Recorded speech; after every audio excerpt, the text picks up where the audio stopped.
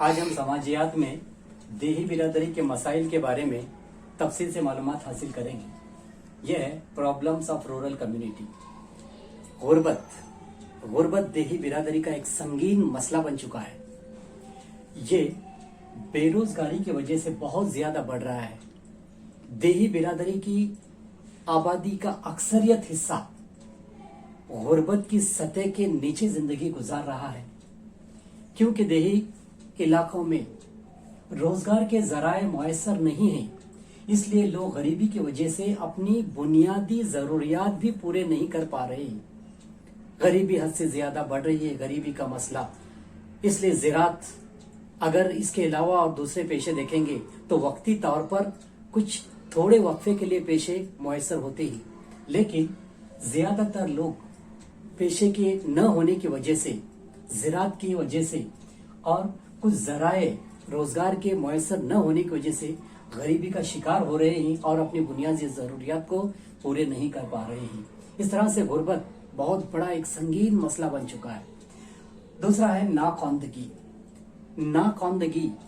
देही बिरादरी में ये मसला भी बहुत ज्यादा बढ़ रहा है। लोगों को देही बिरादरी में अपनी ख्वाहिश के मुताबिक तालीमी इदारे या तालीमी सहूलियात हासिल नहीं है। और दूसरी तरफ देखा गया है कि लोगों के कदीम ख्यालात, नजरियात और तंग नजरी की वजह से लड़कियों को भी तालीम हासिल करने से महरूम रखा गया है। इब्तिदाई तालीम मुहैया करने के लिए हुकूमत ने कई प्रोग्रामों और कई इंतजामों के जरिए इस चीज को मुकम्मल करना चाहती है। इब्तिदाई तालीम मुहैया करने के लिए कई प्रोग्राम बनाई है, जैसे सर्व शिक्षा अभियान। फिर भी देखा गया है कि बच्चों और बालिगों में नाखवानदगी की शरह बहुत ज्यादा है, जिसकी एक ही एक बुनियादी वजह यह है कि देही इलाकों में तालीम के लिए जो नाकाफी बजट है या नाकाफी बजट का इंतजाम है, जिसकी वजह से ये मसला पैदा हो रहा है।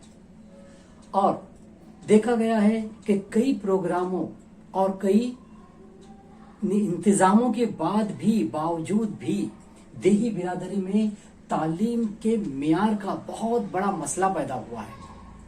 अब तीसरा देखेंगे रिवायत परस्ती और वहम परस्ती। देही बिरादरी में नाखवानदगी की वजह से लोग रिवायत परस्ती यानी कदीम रिवायत को और नजरियात को, ख्यालात को और वहम परस्ती को अपनाते हैं। नाखवानदगी इसका एक सबब है। और दूसरे साइड से हालात ऐसे हो चुके हैं कि देही लोगों में अंधी तकलीद की वजह से सही बात को समझाना भी दुश्वार हो गया है। अगर उनकी गलती की इस्लाह करने की कोशिश की जाए तो वो इस्लाह करने वाले को ही बुरा भला कह लेते हैं, क्योंकि वो नाखवानदगी की वजह से अंधी तकलीद और रिवायात को पसंद करते हैं और वो रिवायती अकायद, रसूम, नजरियात और तस्वुरात और तर्ज जिंदगी को अपनाते हैं, लेकिन वो कदीम रिवायात या अकायद में तब्दीली को बिल्कुल पसंद नहीं करते। अगर किसी ने कहा कि फलानी चीज गलत है तो वो ये कह देते हैं कि कदीम जमाने से चला आया है, बाप दादा के जमाने से आया हुआ है, इसलिए हम भी उसको अपना रहे हैं। क्यों ऐसा कहते हैं? इसलिए कि नाखवानदगी है, तालीम की कमी है, इसलिए वो लोग रिवायात और वहम परस्ती को अपनाते हैं। इसके बाद जात पात का असर। देही बिरादरी में जात पात का बहुत ज्यादा असर है। यहां तक कि जात पात के असर की वजह से रिवायती हुकूक, इख्तियारात और रसूम को बहुत ज्यादा अहमियत हासिल है। और जात पात का असर लोगों के जहनों में पेवस्त हो चुका है, इसलिए वो मुश्तरिका तौर पर जितनी भी जो भी उनको जिम्मेदारियां दी जाती हैं, किसी प्रोग्राम के ताल्लुक से, किसी तकरीब के ताल्लुक से या किसी उत्सव के ताल्लुक से उसको बखूबी अंजाम देते हैं। और इतना ही नहीं कि तंग नजरी की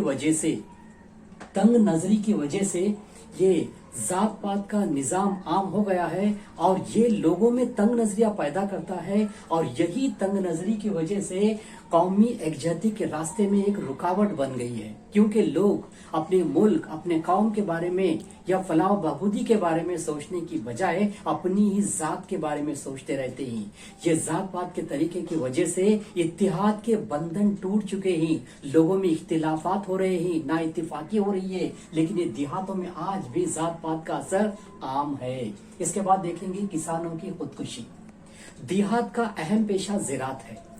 اس پیشے کو انجام دینے کے لیے غریب کسان قرض لیتے ہیں، قرض میں ڈوبے ہوئے رہتے ہیں، لیکن حالات جب سازگار نہیں رہتے، جیسے اگر قرض کی ادائیگی میں وہ ناکام ہو جاتے ہیں تو وہ اپنی زمینیں گروی رکھنی پڑتی ہے ان کو، اور کبھی کبھار وہ اپنی زمینوں کو فروخت کر دیتے ہیں، اور مقروض یعنی قرضداری کی وجہ سے مقروض کسان مجبور ہو کر خودکشی کر لیتے ہیں۔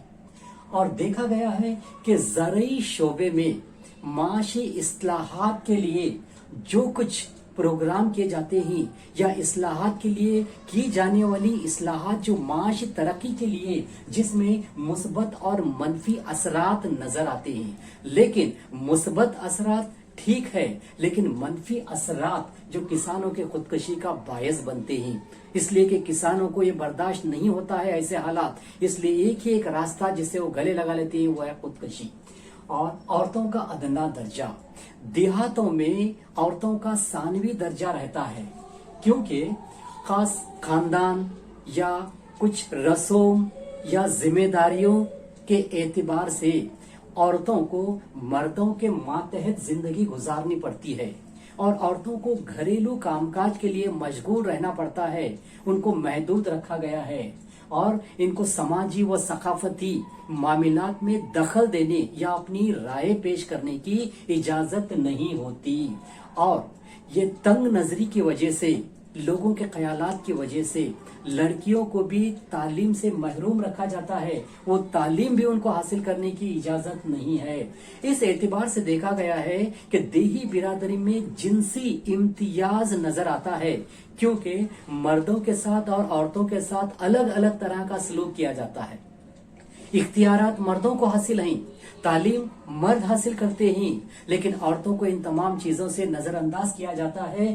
یہی ہے جس سے جنسی امتیاز یعنی فرق نظر آتا ہے، جیسے مردوں کو اعلیٰ درجہ اور عورتوں کو ادنا درجہ، یعنی ابتدائی اور ثانوی درجہ مردوں اور عورتوں کو حاصل ہے۔ اس کے بعد دیکھیں گے خاندانی تنازعات، یعنی یہ خاندانی تنازعات بھی دیہی برادری میں آج بہت بڑا مسئلہ بن گیا ہے۔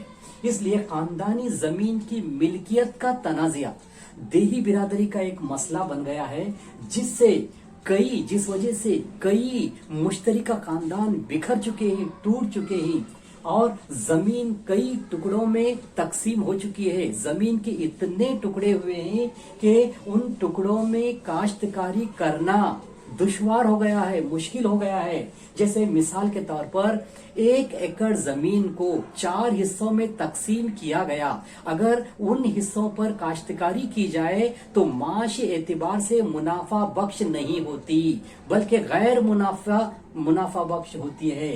اس لیے کسانوں کو بڑا نقصان اٹھانا پڑتا ہے، اور آگے آنے والی نسلیں بھی کاشتکاری میں یا زراعت میں دلچسپی نہیں لے رہی ہیں۔ اس طرح سے ہم نے آج دیکھا ہے کہ دیہی برادری کے مسائل، جس میں روایت پرستی، غربت، ناخواندگی، خاندانی تنازعات، ذات پات کا اثر، کسانوں کی خودکشی، عورتوں کا ادنا درجہ، یہ تمام مسائل آج دیہی برادری میں درپیش ہیں۔ نیکسٹ ہم جو ہے دوسرے لیکچر میں ان مسائل کو حل کرنے کی کیا تدابیر ہو سکتی ہیں، اس کے بارے میں جاننے کی کوشش کریں گے۔